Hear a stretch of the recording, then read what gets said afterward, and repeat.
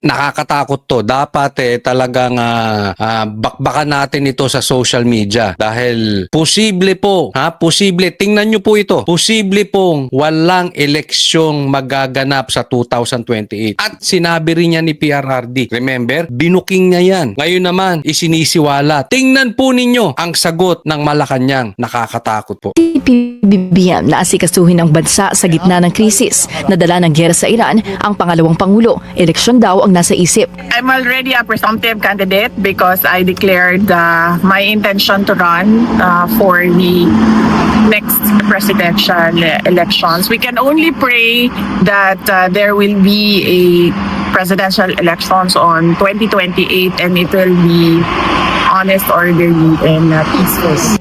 Ayun. So, sa sinabi ni Sara na yan, ito ang pagbibigyan natin ng komentaryo. Sana merong presidential election sa 2028. Remember po, tinangka po ni Martin na palitan ng ating batas. Itong People's Initiative, itong PI na yan. PI talaga to si Martin. Kaya nga naman, muntik-muntik na. Gustong palitan. Gustong maging Prime Minister. Kasi sa Prime Minister, ang maghahalal lang ay yung mga congressman. Alam mo namang hawak nila yan. Diba? Kaya nagalit si PRRD. Ngayon, eto si Sara. Parang nagpaparinig. Merong nararamdaman to si Sara at hindi lang po yan ang kakatakutan natin. Nakakatakot din ang eleksyon patungkol dito kay Comelec sa pangunguna nitong si Garcia. Nakita ninyo kung paano magic yung panalo hindi nakaupo, yung talo nakaupo. Ganyan po ang nangyari. So, tingnan po natin. And peaceful. Para sa Malacanang, kitang-kita raw ang kasabikan ng bise paghalalan ng usapan. Pero sa pagbanggit niya na sana ay may eleksyong mangyari sa 2028, wala naman daw itong basehan. Okay, excited daw si BP Sara. Alam mo, sa eleksyon, tamang-tama lang yung pagiging excited ni BP Sara. Sa katunayan di ba? Nung siya ay nagsabi na siya ay tatakbo bilang presidente, nagsiurong yung ibang malalakas na kalaban because they know, sigurado na si BP Sara. Ang mga talagang nagpipresenta na lang yung mga talunang, yung mahihina talaga sila Risa. Pero yung iba, wala na, di ba? Sumuko na. So, okay lang yun. Strategy po ng eleksyon yun, Claire. Ano ka ba? O yung kanyang, hindi yung pagiging excited sa eleksyon. Yun ay positioning ang tawag doon. Wag tanga. Ang vice-presidente naman ay isang abogado. Parang ito ba ay like father, like daughter? Ayun, nadamay na naman si PRRD. Pambihira talaga si Claire. Claire, meron akong tanong. Ano ang kulay ng brief ni Baste? Kasi pagkapatungkol sa Duterte, marami siyang alam. Nananahimik yung tatay. Siya na naman na pagbuntungan. Legit po yun nababahing talaga ako sa nababahing ako sa iyo, Claire. Pambihira naman. Nananahimik yung matanda doon. Dinamay mo na naman. Like father, like daughter daw. Alam naman natin na umamin ang dating Pangulong Duterte na siya ay eksperto sa paggawa ng intriga.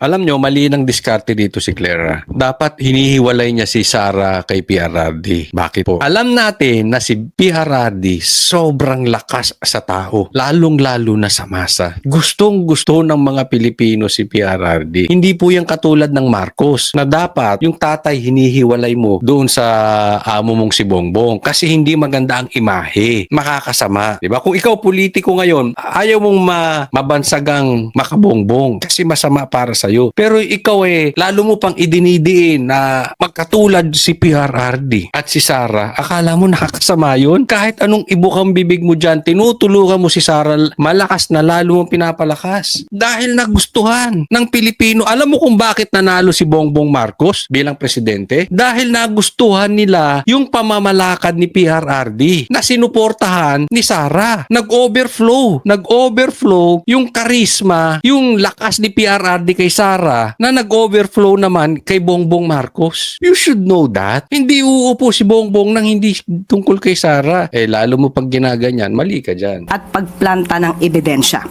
Bilang abogado, Teka muna discuss natin. Sinasabi ni BP Sara, posibleng walang eleksyon sa 2028. Anong sagot ni Bongbong Marcos? Spokesperson to diba? Spokesperson. So alam natin na kung ano ang sinasabi ni Claire, yun din ang sinasabi ng Pangulo. So sa madaling salita, hindi itinanggi ng Pangulo. Hindi itinanggi ni Bongbong Marcos na walang eleksyon sa 2028. Nakakatakot po yun. Kasi hindi po yan ang normal reaction or normal sagot Di ba? Pag sinasabing walang eleksyon or mapayapang eleksyon, dapat ang sagot mo 100%, 1,000,000% may eleksyon. At kung walang eleksyon, ay kung merong eleksyon, Sara, wag kang tatakbo. Parang ganun, di ba? Because you are confident, you are sure, being the president, being the leader, sisiguraduhin mo may eleksyon. Pero hindi ang sagot, paduda. Ang tawag namin dyan, paduda. Alanganin yung sagot. Abogado ka naman eh. Dapat alam mo ang sagot sa tanong mo. Teka muna, babalikan ko yung sinabi ni PRRD nun at i-remind ko kayo, di ba? Tinangka ipasok itong People's Initiative. Papalitan po. So ibig sabihin, kung napalitan at gagalaw ang Kongreso na hawak naman ni Martin, mapalitan, magkaroon ng People's Initiative, edi ibig sabihin nasa batas na. Nakukuha nyo po, yan ang punto ni Claire eh. Alam mo naman ng batas. So nasa batas na. Pwedeng Prime Minister na, hindi na President. Hindi na natin kailangan ng eleksyon for presidential. Di ba yan yung sinasabi ni VP Sara? Hindi naman niya sinasabing walang eleksyon. Sana merong eleksyon, presidential election. Kita nyo? Kita nyo yung sagot? Alangan.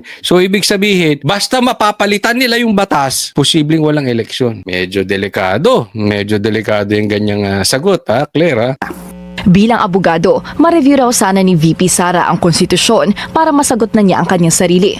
Basta ang Administrasyong Marcos, kapag tungkol sa eleksyon ang tanong, masyado pa raw maaga para pagtuunan ng pansin ang politika. Para sa agenda Masyado pa maaga para sinasabi nga di ba? Pinangungunahan nga daw ni Sandro.